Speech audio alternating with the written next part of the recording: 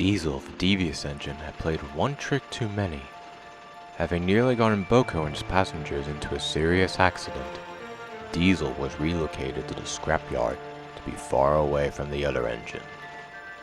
Diesel was not at all thrilled to be working at the scrapyard. Despite his arrogance and pride, Diesel was secretly terrified to be anywhere near the scrapyard. He considered it a desolate place. When he arrived that evening, a scruffy-looking foreman barked orders at him.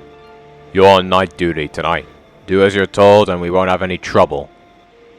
"What are my duties?" Diesel said meekly. "You're a shunter, aren't you? Shunt my scrap engines into the line to be cut up." "Yes, sir," Diesel sighed. Diesel sunk over to the sidings where he found many old rusted engines with scrap written on broad letters across their tanks. He gazed at their lifeless faces and was overcome with a sense of dread. He had never been to a scrapyard before and didn't realize just how awful it was to see an engine who was no longer alive. Diesel felt sick and couldn't stand to look at the engines anymore. Shutting his eyes, he quickly shunted the engines into place. The cutters prepared their torches and soon began removing funnels, domes, smokebox doors, and everything in between. As Diesel sat and watched the cutters at work, many things were suddenly put into perspective for him. He had spent many years teasing the steam engines about how they would be scrapped to make way for the diesels. But in his teasing, he never stopped to think just how terrible it is to scrap an engine. Piece by piece, the engines were reduced to mere shells, and then into nothing altogether. These engines were once living, breathing machines, and now they were all the same as all the other scrap iron. Diesel felt an overwhelming sadness for the engines he had never met. Later that night, Diesel returned to his shed, a much wiser engine. His first night had been sobering. He peered up at the moon, feeling as a prisoner must feel, trapped and alone. "I really upset Sir Topham Hatt this time," he said to himself. "And now I'm paying for it." Diesel had a lot to think about indeed. The next night, Diesel returned to the scrapyard to begin his shunting. He was sorry to see that there were more derelict engines ready to be cut up for scrap. Diesel couldn't be sure, but something felt different about these engines. Then, a thick fog started to settle among the sidings.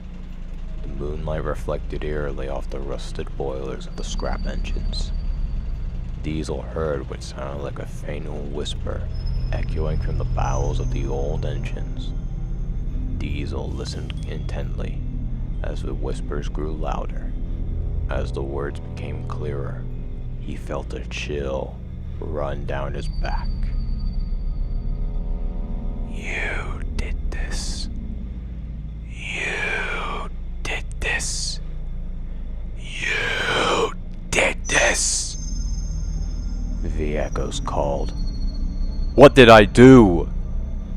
Diesel called. "You're the reason we lost our way."